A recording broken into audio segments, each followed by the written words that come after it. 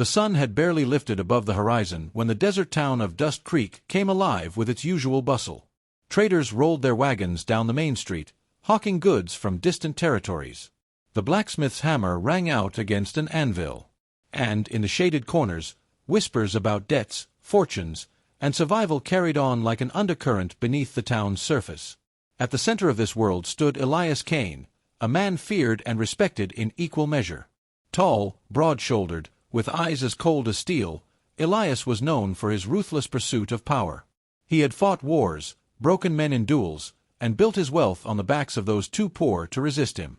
He had no wife, no children, and, if truth were told, no softness left in his heart. To most, he was a figure of dominance, untouchable, unfeeling, and unyielding. So, when he acquired a poor woman and her 3 children as slaves, no one in Dust Creek questioned it. To them, it was simply another demonstration of his power. The bargain. It happened during one of the busiest market days. A destitute man, drunk and desperate, had dragged his family into the auction square.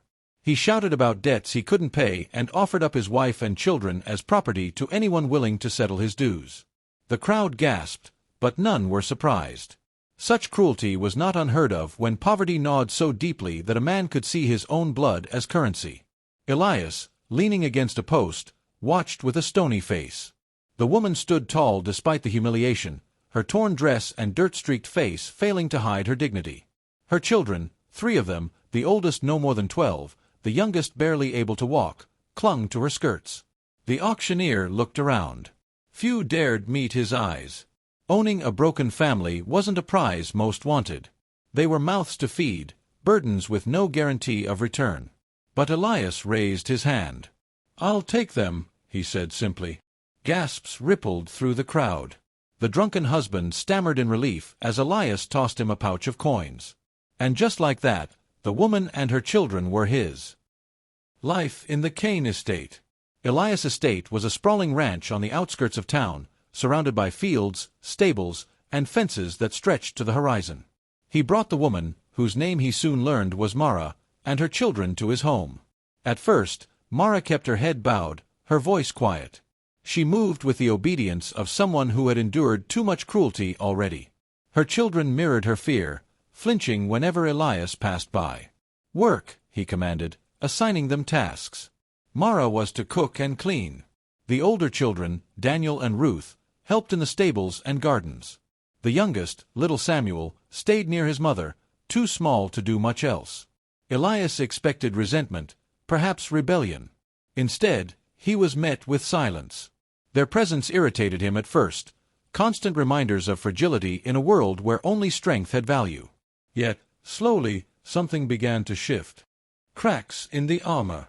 One evening, Elias returned from town, weary from negotiations with traders.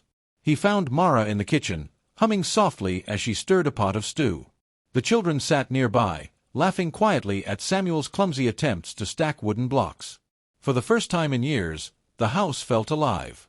Elias paused at the doorway, an unfamiliar ache rising in his chest. He had built walls around his heart long ago, burying memories of the family he had lost in the wars, memories he swore never to revisit. Yet here, before him, was the echo of what he had once craved: warmth, laughter, belonging. Mara noticed him then. She stood quickly, bowing her head. "Supper is ready, sir." He grunted in reply, but as he sat at the table and tasted the stew, he found himself saying, "It's good." Mara blinked in surprise. It was the first kind word he had spoken to her. From that moment, the cracks in his armor widened.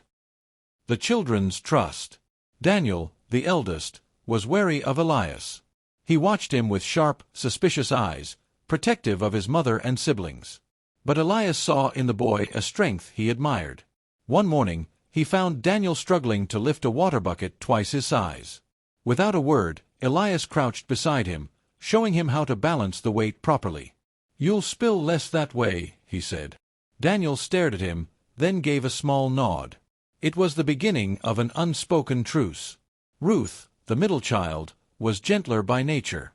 She loved the horses in the stables and often lingered near them. One day, Elias caught her singing to a restless mare, her soft voice calming the animal.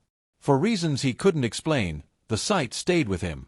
And little Samuel, he was the one who broke through completely. The boy, with wide curious eyes, began to follow Elias around the ranch. At first, Elias scowled, but Samuel only giggled and toddled after him. One afternoon, when Elias bent to fix a fence, Samuel handed him a nail with his tiny hand. Elias felt a lump rise in his throat. "Good helper," he muttered. Samuel's face lit up like the sun. Mara's strength. Though Mara lived as his servant, her spirit never faltered. She worked tirelessly, but she was no broken woman. Elias began to notice the way she guided her children, teaching them kindness even in hardship. She prayed softly at night, whispering words of hope into the dark. One stormy evening, when rain battered the ranch and winds howled through the cracks, Elias found her sitting by the hearth, holding Samuel in her lap while Daniel and Ruth huddled close. She was telling them a story, about courage, about holding on to love when the world tried to strip it away. Elias stood unseen, listening. Something inside him shifted painfully, as if a long-frozen part of his soul had begun to thaw. A different kind of master. Weeks turned to months.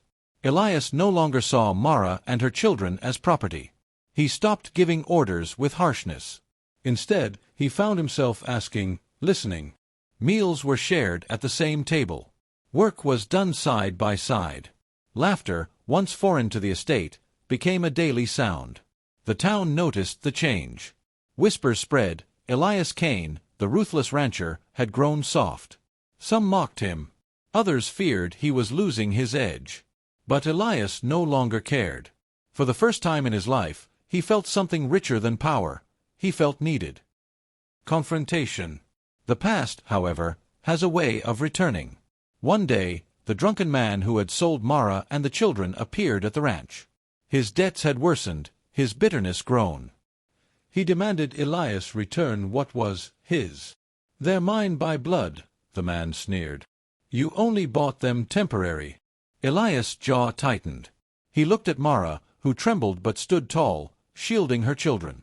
Memories of his own losses, his wife and child stolen by war, flashed before him. "They're not yours," Elias growled. "And they'll never be again." The man spat curses, reaching for his knife. But Elias, quicker and stronger, disarmed him and threw him to the ground. "You sold them," Elias said coldly. "You don't deserve them. Leave, and never come back." The man scrambled away, humiliated. Mara's eyes filled with tears, not of fear, but of gratitude. For the first time, she whispered, "Thank you." Healing the heart. After that day, the bond between Elias and the family deepened. He no longer thought of them as slaves. They were companions, a makeshift family he hadn't known he needed. Mara's gentle strength, Daniel's determination, Ruth's compassion, Samuel's innocence, they all stitched together the wounds Elias had carried for years. One evening, as the sun dipped below the horizon, Elias sat with Mara on the porch. The children played in the yard, their laughter echoing. He turned to her, his voice low. "I took you as slaves," he admitted. "But you've given me more than freedom ever could." Mara looked at him, her eyes soft but steady. "Sometimes," she said, "the heart finds family in the unlikeliest places." For the first time in years, Elias smiled, a true, unguarded smile. Conclusion. Elias Kane, once feared as a ruthless master, had been healed not by wealth or conquest, but by the love of a woman and her children. What began as an act of power became a journey of redemption. The man who thought himself beyond saving discovered that even the hardest heart could be mended, if only it allowed love to enter. And so, in the quiet ranch at the edge of Dust Creek, a family was born, not of blood, but of choice, of sacrifice, and of grace.